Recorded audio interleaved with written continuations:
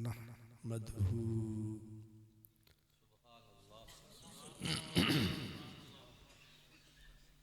ونصلي ونسلم على رسوله الكريم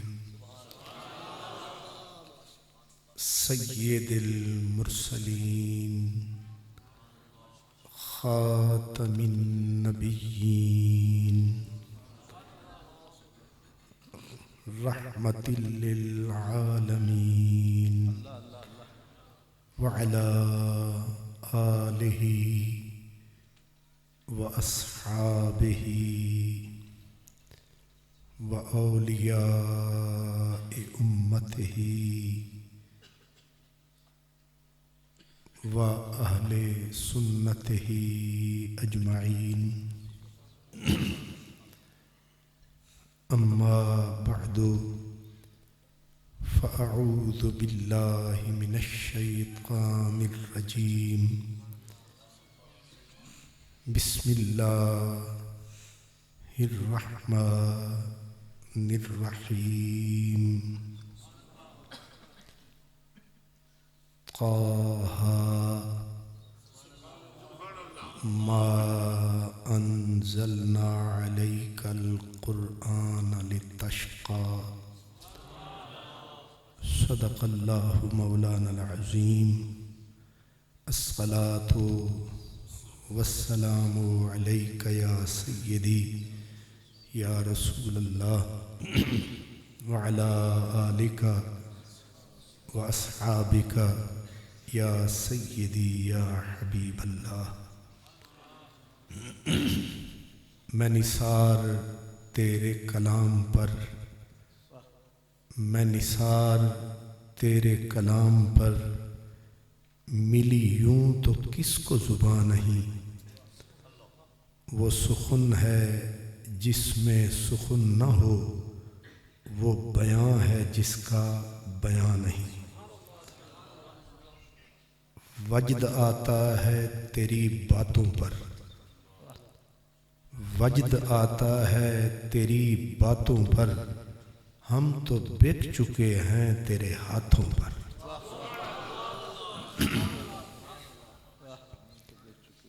کک سواد نہ مصری اندر کھنڈاں وی چکھ ڈٹھیاں انہاں ساریاں شیواں نالوں گلاں سجن دیاں مٹھیاں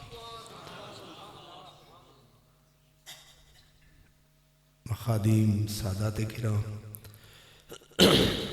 یادگار اسلاف استاذ القراء استاذ العلماء حضرت قبلہ قاری عبدالرحمن سیالوی صاحب صدر محتشم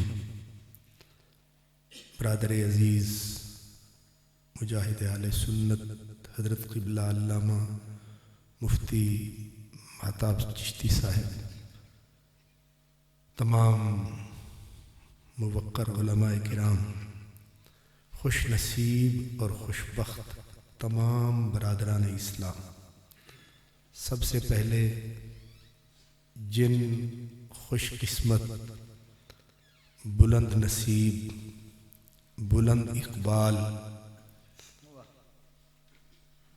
حفاظ کرام نے قرآن مجید کی دولت کو اپنے دل و دماغ میں سمایا ہے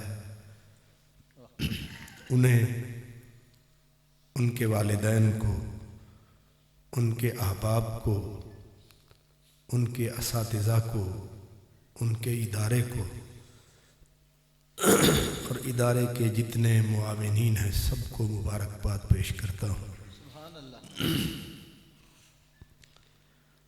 برادران اسلام قرآن مجید فرقان حمید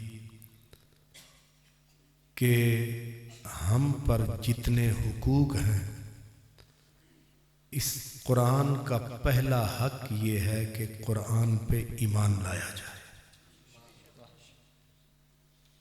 حقوق ہر کسی کے ہوتے ہیں اللہ کے بندوں پر حقوق ہوتے ہیں نبی کے امت پر حقوق ہوتے ہیں بندوں کے بندوں پر حقوق ہوتے ہیں یہاں تک کہ جانوروں کے بھی حقوق ہیں تو قرآن مجید کے بھی کچھ حقوق ہیں۔ قرآن کا پہلا حق یہ ہے کہ اسے مانا جائے۔ قرآن کا دوسرا حق یہ ہے کہ اس کی تعظیم کی جائے، اس کی تکریم کی جائے، اور اس کی تکریم کی انتہا کب ہوتی ہے؟ جب قرآن مجید سے محبت ہو جاتی ہے، اور محبت سے بڑھ کر قرآن مجید سے عشق ہو جاتا ہے۔ میں اور آپ ہم گنہگار لوگ ہیں، ہم اپنی توفیق کے مطابق ایمان تو قرآن پہ رکھتے ہیں، قرآن مجید کی حسب توفیق تعظیم بھی کرتے ہیں، قرآن مجید سے محبت بھی رکھتے ہیں، لیکن محبت عشق میں بدل جائے اور بندہ مومن کو قرآن سے عشق ہو جائے۔ آپ پوچھیں گے کہ کوئی ایسا گزرا ہے جس کو قرآن سے عشق ہوا؟ ہاں، قرآن سے سب سے پہلے جسے عشق ہوا تھا وہ میرے اور آپ کے نبی تھے۔ ساری دنیا کو حضور سے عشق تھا اور حضور کو قرآن سے عشق تھا، اور عشق کی علامتیں ہوتی ہیں۔ جس سے بندے کو عشق ہو جائے تو پھر وہ کہتے ہیں نا کہ جنہ دے من عشق سمانا، رونا کم انہاں، وچھڑے روندے ملدے روندے روندے ٹردے راہ۔ عشق کا پہلا اثر یہ ہوتا ہے، یہ عاشق کو رلاتا ہے، یہ عاشق کو رلاتا ہے، یہ عاشق کو تڑپاتا ہے، اور تڑپنے کے بغیر عشق میں مزہ نہیں آتا ہے۔ یہ اسے پتا ہے جو یہ نوالا کھاتا ہے، ہمارا تو ویسے ہی سست کھاتا ہے، ہمیں سمجھ ہی نہیں آتا ہے۔ اسی لیے کہتے ہیں کہ ہائے کم بخت تو نے پی جو نہیں، کیا خبر ان کو چھلکتے ہوئے پیمانوں کی، کیا خبر ان کو چھلکتے ہوئے پیمانوں کی، بھیک بھی جن کو میسر نہیں میخانوں کی۔ جس نے قرآن سے عشق کیا ہو اس سے پوچھو۔ میں اس بڑی ذات سے ہٹ کر ایک چھوٹے عاشق کا بتاتا ہوں، اور یہ چھوٹا عاشق میں نے حضور کی نسبت سے کہا ہے۔ ان کا لقب تھا اعلم بالقرآن بعد الصحابہ، صحابہ کے بعد قرآن مجید کا سب سے بڑا عالم، صحابہ کے بعد قرآن کا سب سے بڑا عالم۔ مشہور ہیں، بخاری شریف کو پڑھیں تو محدثین انہیں کہتے ہیں ابو العالیہ، نام ان کا ہے رفیع بن مہران۔ حضرت ابو العالیہ المعروف، لیکن نام حضرت رفیع بن مہران۔ ان کو قرآن سے عشق تھا، ان کی ٹانگ میں کینسر کا پھوڑا نکلا، اور ان کی عظمت یہ ہوتی تھی کہ حضرت عبداللہ بن عباس جیسے لوگ ان کا کھڑے ہو کے استقبال کیا کرتے تھے، حضرت انس جیسے لوگ ان کو سینے سے لگایا کرتے تھے، ان کو ہدیے اور تحفے پیش کیا کرتے تھے. حضرت انس جس بندے کو تحفے پیش کریں اس بندے کی بھی کوئی ویلیو ہوگی. پھوڑا نکلا ٹانگ میں، پھوڑا کینسر کا تھا. طبیب بلائے گئے، طبیبوں نے فیصلہ دیا کہ ٹانگ بچاتے ہیں تو جان جائے گی، لہذا ٹانگ کاٹو جان بچاؤ. جب جراح، حکیم جراح لایا گیا، اسے کہا گیا کہ علاج کیجئے. اس نے کہا کہ حضور آپ کو نشہ آور شربت پینا پڑے گا تاکہ آپ پہ نشہ چڑھے اور پھر ہم آری کے ذریعے آپ کی ٹانگ کاٹیں، ورنہ درد کی شدت قابل برداشت. اب تو انجیکشن کا دور ہے، یہ وہ 1400 سال پہلے کی بات ہے. حضرت رفع بن مہران نے کہا کہ یہ حرام ہے اور یہ حرام نہیں، ہمارا کام ہے، ہمارا کوئی اور ہی انتظام ہے. انہوں نے کہا پھر آپ اگر نشہ آور چیز نہیں کھائیں گے یا پیئیں گے تو پھر ٹانگ کیسے کٹے گی، آرا کیسے چلے گا؟ آپ نے فرمایا معاملہ تو نشے سے ہے، اگر بغیر شراب کے ہو تو. انہوں نے کہا کوئی اور بھی نشہ ہے؟ انہوں نے کہا بس نشائی ہر کوئی ہے، نشہ جدا جدا ہے.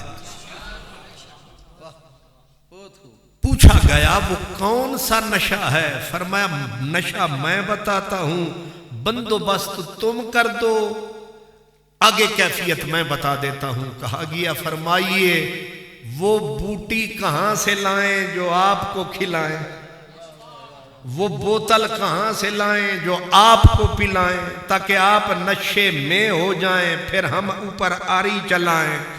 انہوں نے کہا ایک خوبصورت آواز والا قاری بلاؤ، سونی آواز والا، اچھے انداز والا، تجوید اور کھرا پڑھنے والا قاری بلاؤ. اسے بلایا جائے، میرے سرہانے بٹھایا جائے، مجھے بستر پہ لٹایا جائے، پھر اسے بتایا جائے، مجھے قرآن سنایا جائے. اب قاری صاحب کو بلایا گیا، مریض عشق کے سرہانے بٹھایا گیا اور اس نے قرآن شروع فرمایا. آہستہ آہستہ نشہ آیا. نشانہ آپ نے بتایا، آپ نے فرمایا جب نشہ فل مجھے چڑھے گا میری آنکھیں پھٹیں گی، ان میں سرخی آئے گی، میری آنکھ تن جائے گی، بات بن جائے گی. قاری صاحب نے قرآن شروع فرمایا. عاشق قرآن کو معشوق کا ذکر سن کے نشہ آیا اور نشہ ہوا جب طاری، اوپر سے ہوا حکم سرکاری. محفل بھی ہے بڑی پیاری،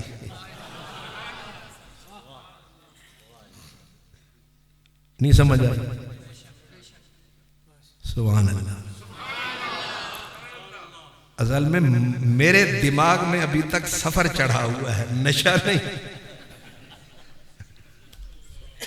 جس وقت ہمارے ساجد چشتی صاحب اللہ سلامت رکھے تو میں نے کہا آپ تو خضر ثابت ہوئے. مجھے رستے میں میرا حوصلہ بڑھانے کے لیے کہنے لگے گڈی تو چنگی چلا رہے ہیں. میں نے کہا میرے دل کی دھڑکن سے پوچھو کہ یہ چل کیسے رہی ہے. زلفوں سے تیری زنجیروں تک، زنجیروں سے پھر دار و رسن، ناموس محبت کی خاطر دیوانے کہاں تک آ پہنچے. تیری منزل پہ پہنچنا کچھ آسان نہ تھا، سرحد عقل سے گزرے تو یہاں تک پہنچے. میں نے کہا یہ تو بھائی مفتی مہتاب صاحب نے چکر چلایا، دایاں دکھایا، بایاں ٹکایا، مری فرمایا، کہاں پہنچایا؟ سمجھ نہیں آیا. ہم تو سمجھے تھے کہ ایکسپریس وے ہے، یہ پتہ نہیں آگے کیا ہے۔ یہ تو اب یہاں پہنچ کر پتا چلا کہ چلتے چلتے تھک گئے تو پوچھا پاؤں کے چھالو نے، اتنی بستی دور بنا لی دل میں بسنے والا۔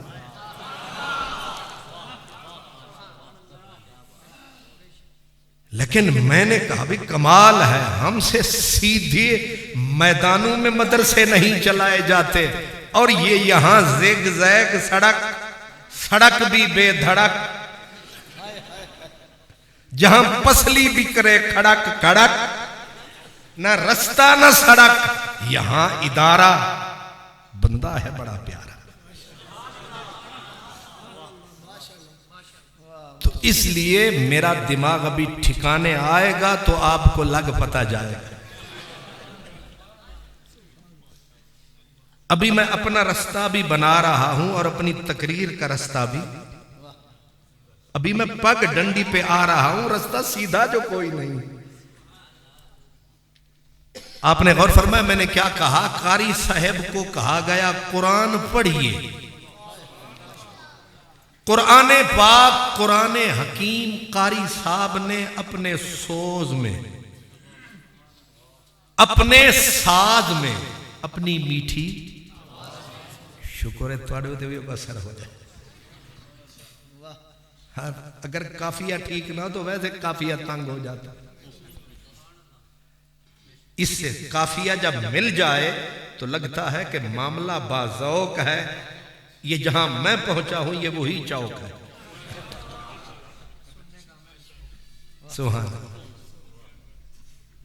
تو قاری صاحب نے، یعنی بندہ پڑھے قرآن تو سر سے، کیونکہ قرآن چیز سر والی ہے،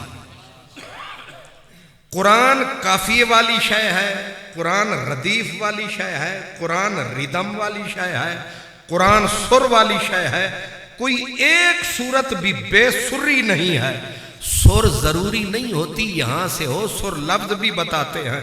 میں کہا، مجھ سے کسی نے پوچھا کہ تو لفظوں سے لفظ ملاتا ہے، یہ تجھے کون پڑھاتا ہے؟ میں نے قرآن سے سمجھ میں آتا ہے۔ میں نے کہا مجھے ایک صورت بتاؤ جو بغیر ردم کے ہو، ایک صورت بتاؤ۔ وَالْعَادِيَاتِ ضَبْحًا فَالْمُورِيَاتِ قَدْحًا فَالْمُغِيرَاتِ صُبْحًا فَأَثَرْنَ بِهِ نَقْعًا اِذَا زُلْزِلَتِ الْأَرْضُ زِلْزَالَهَا وَأَخْرَجَتِ الْأَرْضُ أَثْقَالَهَا وَقَالَ الْإِنسَانُ مَا لَهَا يَوْمَئِذٍ تُحَدِّثُ أَخْبَارَهَا وَالشَّمْسِ وَضُحَاهَا وَالْقَمَرِ إِذَا تَلَاهَا وَالنَّهَارِ إِذَا جَلَّاهَا وَاللَّيْلِ إِذَا يَغْشَاهَا وَالسَّمَاءِ وَمَا بَنَاهَا وَالْأَرْضِ وَمَا طَحَاهَا قُلْ هُوَ اللَّهُ أَحَدٌ اللَّهُ الصَّمَدُ لَمْ يَلِدْ وَلَمْ يُولَدْ وَلَمْ يَكُنْ لَهُ كُفُوًا أَحَدٌ۔ ہو گئی حد۔ اس لیے قرآن کو قاری کو کہا گیا پڑھ سر سے، پڑھ ساز سے، پڑھ قاریوں والے انداز سے۔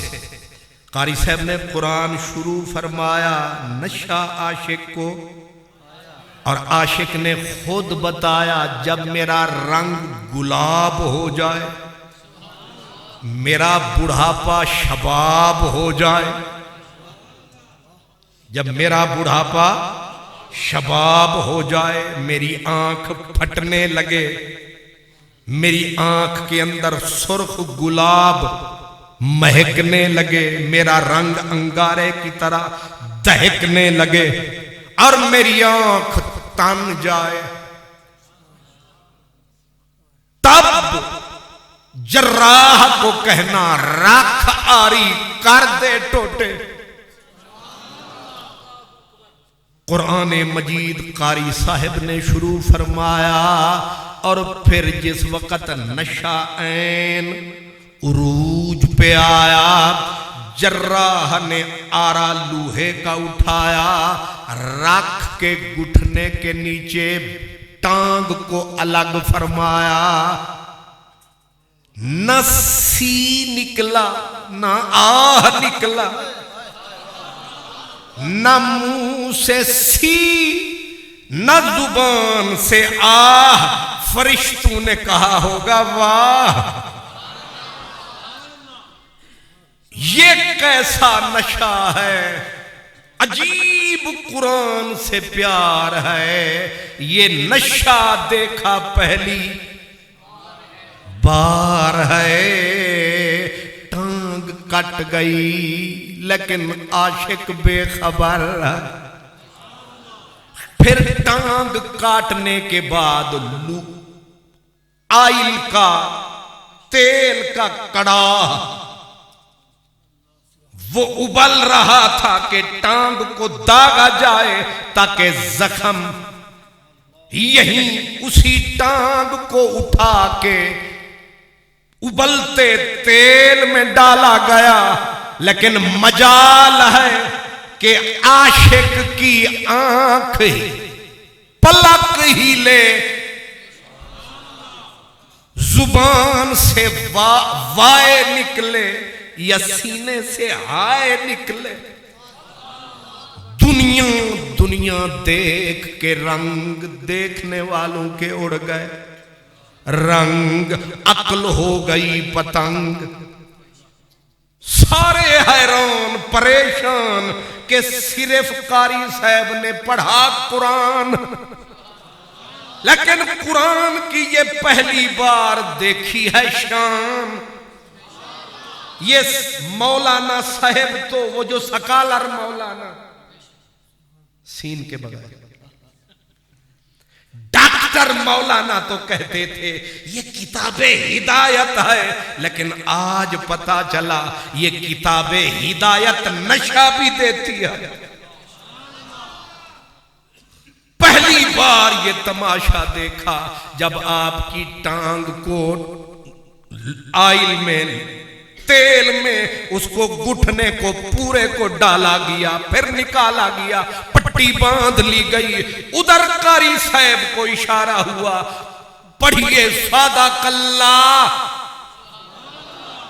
سچ بولتا ہے اللہ، ادھر قاری صاحب نے صادق اللہ العظیم فرمایا، ادھر مریض عشق کو ہوش آیا، ادھر اس نے زبان سے فرمایا، حکیم صاحب آپ نے کام کیوں شروع نہیں فرمایا؟ حکیم مسکرایا، انہیں آکھا سا کام کدوں دا مکایا، پر پتہ نہیں تو انہوں کنے انہا کچھ پلایا، تو انہوں ہوش ہی نہیں آیا۔ فرمایا قسم خدا ہے، گواہ میرا مصطفیٰ ہے، مجھے پتہ ہی نہیں چلا یہ کیا ہے، نہ میں مست ہوں نہ شرابی ہوں، مجھے مہکدے کی خبر نہیں، نہ میں مست ہوں نہ شرابی ہوں، مجھے مہکدے کی خبر نہیں، تیرے نام کا وہ نشہ ہوا کہ سبھی نشوں کو بھلا دی۔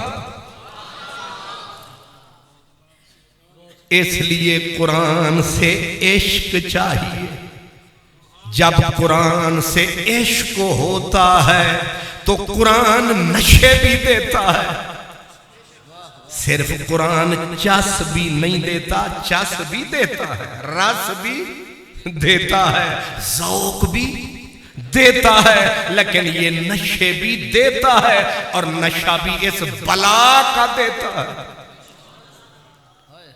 نشہ بھی اس بلا کا دیتا ہے کہ گردن کٹ جائے، بدن لہو میں ہٹ جائے، بھویں کلیجہ پھٹ جائے۔ اس لیے میں نے کہا قرآن کا حق یہ ہے، اس سے عشق کیا، اور قرآن سے عشق ہو جائے تو لگی والیاں دی اکھ نہیں لگ دی، تیری کی میں اکھ لگ گئی، ساری رات تڑپ دیاں لنگ جان دی، کدے غم دے مارے نہیں سوندے۔ میرے نبی کو قرآن سے ہو گیا تھا عشق، میرے نبی کو قرآن سے ہوا عشق، اور عشق کی ایک علامت میں نے بتائی، یہ رلاتا ہے، یہ تڑپاتا ہے، یہ سونے نہیں دیتا۔ حدیث پاک میں آتا ہے سرکار دو عالم عشاء کی نماز پڑھاتے، پھر اکیلے مصلی پہ آتے۔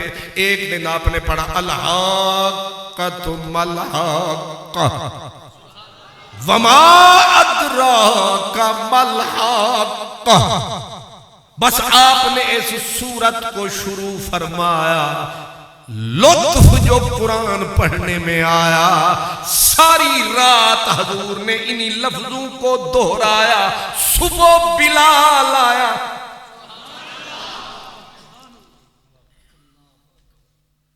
عشق نہ ہو تو 2 رکعت بھی اوکھی پڑھی جاتی ہے کہ نہیں؟ دادا جی ڈنڈا پھڑ کے آدھن اٹھ نہ مرادہ اٹھ 2 رکعت پڑھ لے۔ جی عشق ہو جاوے تو پھر لوگ پکڑ کے کہتے ہیں سو جا، ادھی رات گزر گئی ہے سو جا۔ میرے حضور جب کھڑے ہوتے مصلی پہ آتے اور پھر ساری رات بتاتے، آنکھ سے آنسو بہاتے، اللہ پاک جبریل کو بلاتے، محبوب کے پاس بھجواتے، سنیحے یہ دلواتے کہ ان سے کہتا او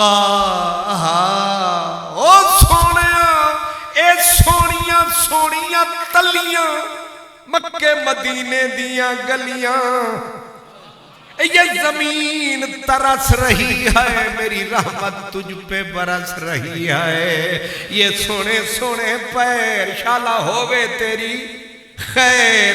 تو عمر کا سیغہ تصور کرو، تو اے پیر زمین تے دا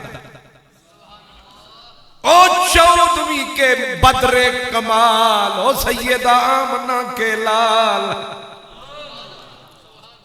پاؤں زمین پہ رکھ، ما انزلنا علیک القرآن لتشقى، ہم نے قرآن سکھ کے لیے اتارا نہ کہ دکھ کے لیے اتارا۔